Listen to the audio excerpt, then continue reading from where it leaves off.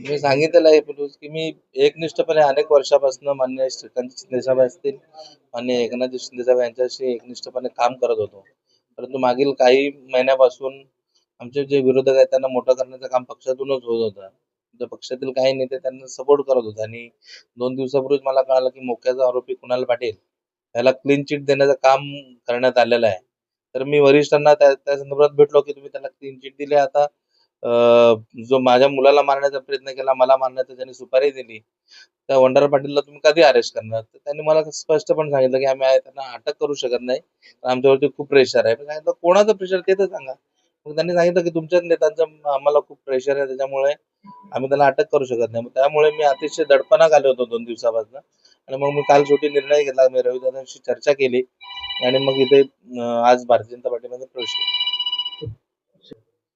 तर समजूत काढण्याचा आता कोणाला कळालंच नाही की मी जातोय म्हणून. त्याच्यामुळे काय समजूत घालण्याचा प्रश्न नाही.